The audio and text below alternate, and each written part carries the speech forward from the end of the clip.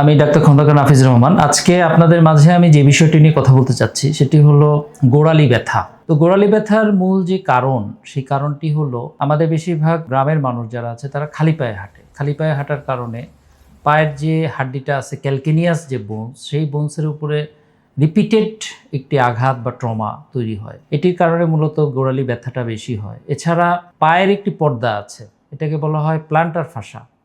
তো মূলত মাইক্রোট্রমার কারণে এই প্লান্টার ফাসা এইখানে বেশ কিছু আঘাত তৈরি হয় বা আঘাতের কারণে ওই জায়গাটাতে কিছু ইনফ্লামেশন তৈরি হয়, এটি মূলত বেশি আমরা পাই। এছাড়া রেট্রোক্যালকিনিয়াল বার্সাইটিস, অর্থাৎ গোড়ালির পেছনের দিকে একটি বার্সা বা একটি থলি আছে, সেইখানে ইনফ্লামেশন হয়, এটির কারণেও হতে পারে। তো গোড়ালি ব্যথা আসলে খুবই কষ্টকর একটি ব্যথা।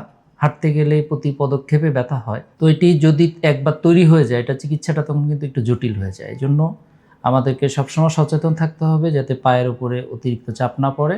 আমরা নরম স্যান্ডেল ইউজ করব এবং পায়ের যত্ন নিব। আর যদি একান্তই এটি তৈরি হয়ে যায়, তাহলে সাথে সাথে আমরা একজন অর্থোপেডিক বিশেষজ্ঞর পরামর্শ গ্রহণ করে আমরা ওষুধ বা অন্যান্য যে মেজার্স আছে সেগুলো গ্রহণ করব। আপনারা সবাই ভালো থাকবেন, গোড়ালি ব্যথা থেকে মুক্ত থাকবেন। ধন্যবাদ সবাইকে।